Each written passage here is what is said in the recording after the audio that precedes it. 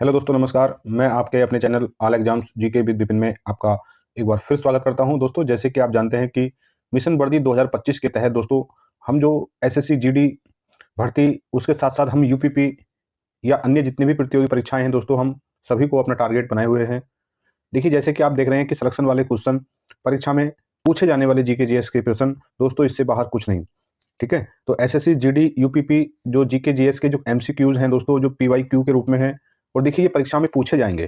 ठीक है, आप यहाँ से, मैं आपको दावे के साथ कह सकता हूँ दोस्तों, ये जो हमारी सीरीज है, आप इस सीरीज को फॉलो करिए, और जो आपका जो एग्जाम फरवरी में प्रस्तावित है दोस्तों, देखिए वहाँ यहाँ से प्रश्न देखने को मिलने वाले हैं। ठीक है, तो उसी क्रम में दोस्तों आज जो क्लास नंबर 2 है, इससे पहले क्लास आपने देखा होगा कि किस तरीके के क्वेश्चन जो एसएससी अपने एग्जाम में पूछ रहा है। ठीक है, तो देखिए जो क्लास नंबर 2 स्टार्ट करने वाले हैं दोस्तों, अगर अभी तक आपने इस चैनल को सब्सक्राइब नहीं किया तो कृपया सब्सक्राइब करके इस प्लेटफॉर्म के साथ जुड़िए दोस्तों, कहीं ना कहीं आपको यहां से लाभ होने वाला है। ठीक है, तो चलिए अपनी क्लास स्टार्ट करते हैं। देखिए दोस्तों, आज का जो पहला क्वेश्चन है, क्वेश्चन क्या कह रहा है कि निम्नलिखित में से, ध्यान देना है कि पहला क्वेश्चन है कि निम्नलिखित में से किस स्मारक को ढक्कन का ताज के रूप में जाना जाता है। दोस्तों, आपने बहुत अच्छे से कॉन्सेप्ट क्लियर करना है कि ढक्कन का ताज का मतलब है कि ढक्कन यानी कि दक्षिण भारत का ताज, यानी कि उत्तर भारत का अगर कोई ताजमहल है तो दक्षिण भारत का ताजमहल भी है। ठीक है, तो दोस्तों इसे जाना जाता है बीबी का मकबरा, जो औरंगजेब की पत्नी थी। ठीक है, और जो उत्तर भारत का जो ताज, जो विश्व में 8वां जो अजूबे के रूप में जाना जाता है, जो आगरा का ताजमहल है दोस्तों, उसे शाहजहां ने बनवाया। शाहजहां ने अपनी पत्नी मुमताज की याद में बनवाया था, तो उसकी ही नकल के रूप में औरंगजेब ने अपनी पत्नी की याद में भी एक मकबरा बनवाया, तो उसे जो है बीबी का मकबरा का नाम से जाना जाता है। ठीक है, चलिए नेक्स्ट क्वेश्चन देखिए। देखिए दोस्तों, अगर आपको क्लास अच्छी लगती है तो कृपया लाइक शेयर करें और एक प्यारा सा कमेंट करें। ये क्वेश्चन एसएससी में पूछे गए हैं, और एसएससी के साथ साथ दोस्तों ये अन्य परीक्षाओं में पूछे गए हैं, और एसएससी जीडी 2025 के सिलेक्शन वाले क्वेश्चन ये होने वाले। देखिए मैं आपको यहां से क्वेश्चन दिखाऊंगा। ठीक है,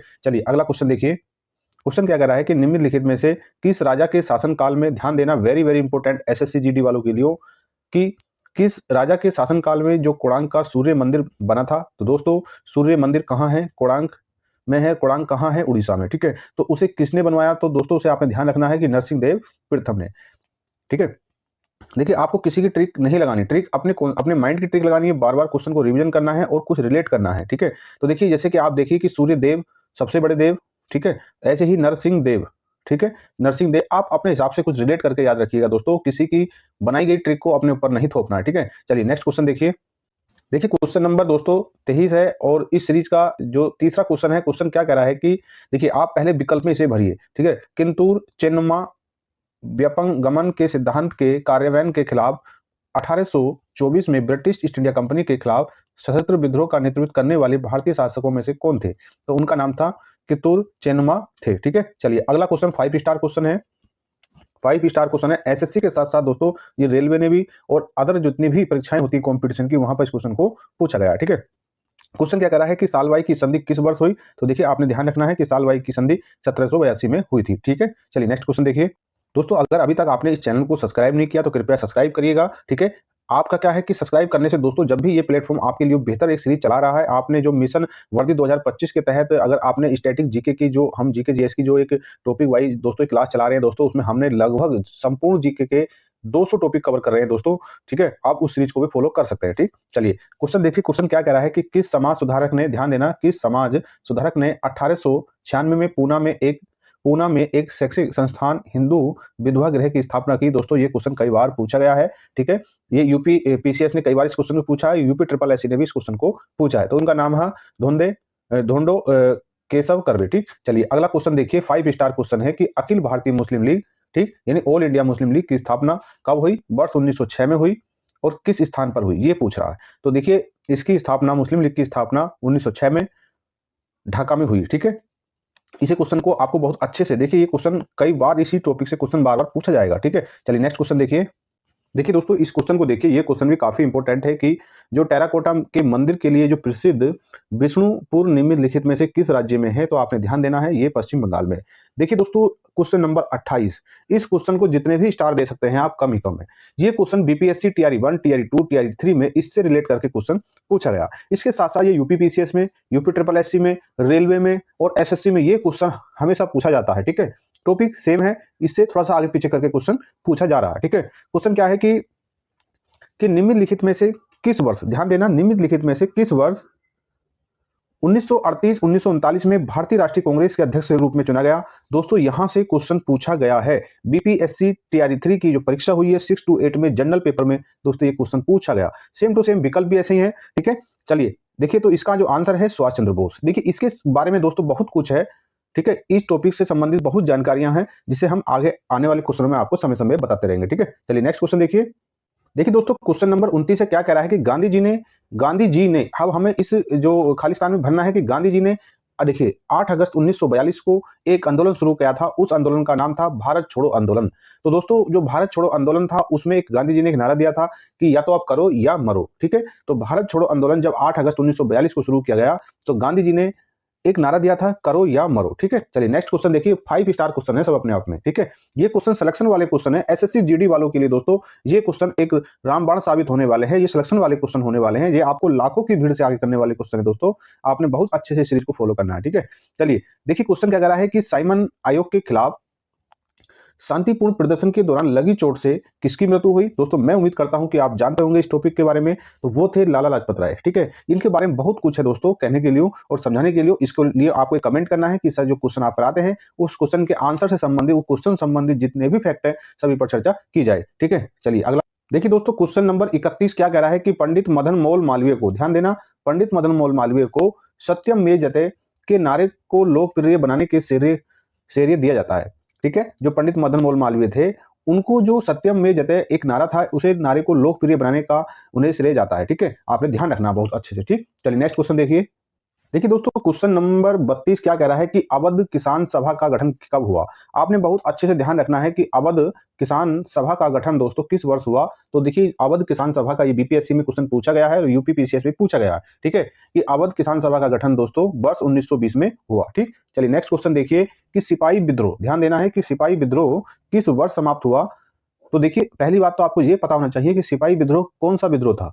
तो वर्ष 1857 की जो क्रांति थी, 1857 क्रांति को दोस्तों सिपाही विद्रोह के नाम से जाना गया। जब ये क्रांति 1857 में शुरू हुई तो दोस्तों उसके एक अगले वर्ष यानी कि 1858 में ये क्रांति यानी कि ये विद्रोह समाप्त हुआ, ठीक है। इस विद्रोह में दोस्तों बहुत सारे हमारे जो क्रांतिकारी थे उन्होंने अपने प्राणों की आहुति दी, ठीक है। चलिए तो दोस्तों इसकी जो असफलताएं थी इस विद्रोह की वो काफी थी कि भारतीयों में एक मत ना होना, ठीक है, बहुत सारे कारण थे दोस्तों। इसका क्वेश्चन आगे मिलने वाला है आपको, ठीक। चलिए नेक्स्ट क्वेश्चन देखिए। देखिए दोस्तों क्वेश्चन नंबर 34 क्या कह रहा है कि तराइन की पहली लड़ाई कब हुई थी। तो देखिए तराइन की पहली लड़ाई दोस्तों आपने ध्यान देना है, ठीक है। तो किस किस में हुई, तो पहले तो ये ध्यान रखना है कि तराइन की प्रथम लड़ाई दोस्तों 1191 में हुई और दूसरी लड़ाई 1192 में हुई, ठीक है। चलिए अब अगला क्वेश्चन देखिए, क्वेश्चन नंबर 35 क्या कह रहा है कि निम्नलिखित में राष्ट्रीयवादी नेता किसे, ऐसा कौन सा राष्ट्रीयवादी नेता था जिसे देश बंधु के नाम से जाना जाता था। तो दोस्तों उनका नाम है चित्तरंजन दास, ठीक है। चित्तरंजन दास को दोस्तों देश बंधु के उपनाम से भी जाना जाता था, ठीक है। चलिए नेक्स्ट क्वेश्चन देखिए। चलिए क्वेश्चन नंबर 36 देखिए क्या कह रहा है कि निम्नलिखित में से कौन सा शहर अपनी आधारशिला रखे जाने के तुरंत बाद बहमनी सल्तनत का राजधानी बन गया। तो दोस्तों वो जो शहर था दोस्तों वो था एहसानाबाद, ठीक है। एहसानाबाद वो शहर था जो बहमनी सल्तनत की राजधानी बन गया था, ठीक। चलिए अगला क्वेश्चन देखिए, क्वेश्चन नंबर 37 है कि पपेती या पश्चाताप का दिन पारसी कैलेंडर के एक महत्वपूर्ण दिन है, ठीक है, एक महत्वपूर्ण दिन है, कौन सा, पारसी, ठीक। चलिए नेक्स्ट क्वेश्चन देखिए। देखिए क्वेश्चन नंबर 38 क्या कह रहा है दोस्तों कि निम्नलिखित में से किस गुप्त शासक ने लिच्छवी वंश की लड़की से शादी या विवाह किया था। दोस्तों वो थे चंद्रगुप्त प्रथम, ठीक है। चंद्रगुप्त प्रथम ने जो है लिच्छवी वंश की लड़की से विवाह किया था, ठीक। चलिए आगे देखिए, अगला क्वेश्चन है कि मुगल प्रांतीय प्रशासन में आमतौर पर दीवानी का अर्थ क्या होता था। तो दोस्तों वो था राजस्व प्रशासन, ठीक है। आपने बहुत अच्छे से ध्यान रखना है, ठीक है। नेक्स्ट क्वेश्चन देखिए। देखिए दोस्तों क्वेश्चन नंबर 40 क्या कह रहा है कि मौर्य राजवंश का अंतिम शासक कौन था। देखिए ये क्वेश्चन को रेलवे ने कई बार पूछा, रेलवे एनटीपीसी ग्रुप डी में पूछा गया है, ठीक है। तो दोस्तों आपने ध्यान रखना है, ठीक। और देखिए कौन था मौर्य वंश का अंतिम शासक, तो वो बृहदत्त था, ठीक है। चलिए अगला क्वेश्चन देखिए। देखिए ये क्वेश्चन सभी क्वेश्चन दोस्तों इसमें जो 90% क्वेश्चन अपने आप में 5 स्टार है। बार बार क्वेश्चन ये रिपीट हो रहे हैं और ये टॉपिक बार बार अपना चाहे वो एसएससी हो रेलवे हो अपने ट्रेड में ने जो मॉडर्न हिस्ट्री में लिया हुआ है, ठीक है। क्वेश्चन क्या कह रहा है कि जलियांवाला बाग हत्याकांड के जिम्मेदार ब्रिटिश अधिकारी माइकल ओडायर की हत्या निम्नलिखित में किसने की। तो दोस्तों वो जो व्यक्ति थे पंजाब के शेर ऊधम सिंह ने वर्ष 1940 में लंदन में जाकर जो जलियांवाला बाग हत्याकांड के दोषी माइकल ओडायर की हत्या कर दी थी, ठीक है। चलिए नेक्स्ट क्वेश्चन देखिए और आज की क्लास का दोस्तों लास्ट क्वेश्चन होने वाला है ये। देखिए क्वेश्चन कह रहा है कि निम्नलिखित में कौन सा जैन त्योहार जो श्वेतांबर समुदाय के द्वारा 8 दिनों के लिए मनाया जाता है और दिगंबर समुदाय के द्वारा दक्षिणापूर्ण रूप से 10 दिनों के लिए मनाया जाता है। तो दोस्तों वो है पर्युषण